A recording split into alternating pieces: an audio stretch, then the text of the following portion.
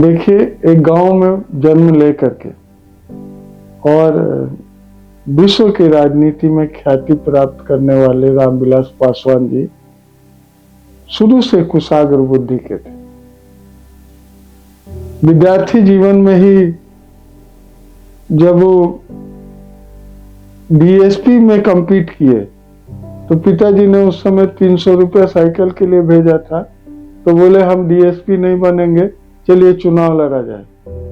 और उसी पैसा से उस समय 125 रुपया नामांकन का लगता था, तो नामांकन जाकर के किया गया, चुनाव जीत गए। किसके खिलाफ जीते? मिश्री सदा के खिलाफ। साइकिल से घूम घूम करके चुनाव लड़ा गया और उस समय वॉल राइटिंग होता था। वॉल राइटिंग कर करके बरगद छाप पर वोट दो। संयुक्त सोशलिस्ट पार्टी के उम्मीदवार थे, चुनाव जीत गए। सबसे उनके जीवन का एक अहम कड़ी आपको बता रहे हैं कि चुनाव जीते तो आए एमएलए फ्लैट। उनके यहाँ आए कर्पूरी ठाकुर जी, बोले रामविलास पासवान जी हैं। वो अपने थे, चिंते नहीं थे, तो बोले हाँ रामविलास जी अभी कहीं नहीं गए हैं, आएंगे तो बताइए क्या कहना है।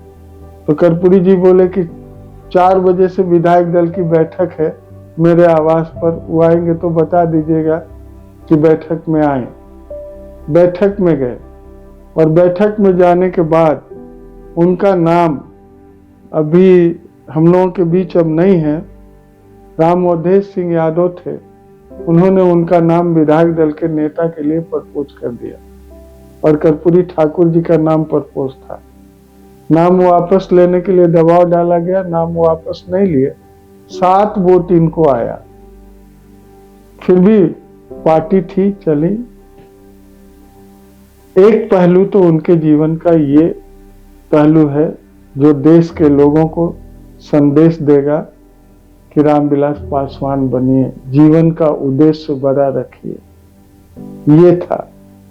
दूसरा उनके जीवन का, हम अपने जेल जीवन का एक विश्लेषण आपको बता देते हैं कि हम दोनों आदमी जेल में थे साथ साथ, और हम लोग कहीं रहते थे, जेल में भी थे, तो एक ही रूम में 2 बेड लगा, एक बेड उनका एक बेड मेरा, तो हम सब लोग आपातकाल में साथ साथ रहे।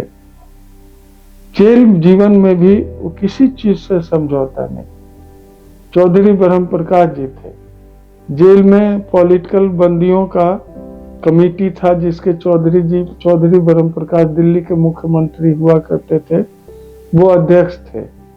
तो अध्यक्ष के लिए अविश्वास प्रस्ताव लाया गया और फिर दोबारा रामविलास पासवान जी अध्यक्ष बन गए।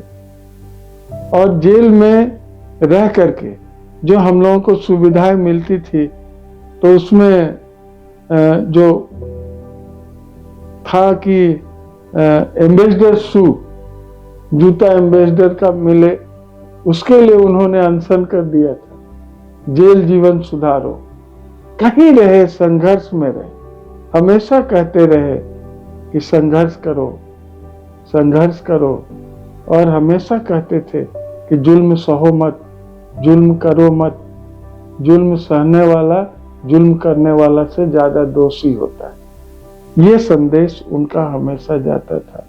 2 प्रकरण जीवन का उनका बताए और अंतिम बात को बता रहे हैं कि रामविलास पासवान जी जो पढ़ लेते थे एक बार, उनको हमेशा वो याद रहता था। रश्मि रथी, पूरा लाइन बाय लाइन उनको याद था। रश्मि रथी, दिनकर का, या और जो भी चीज, अपने आप में बड़े शौकीन थे। कलम के शौकीन थे, डायरी के शौकीन थे और कपड़ा के शौकीन, खाना के भी अति शौकीन थे। तो ये उनके जीवन का पाठ रहा है और हम आपके माध्यम से लोगों को संदेश देंगे कि रामविलास पासवान जी की तरह अपने जीवन का एम ऑफ गोल बड़ा रखें।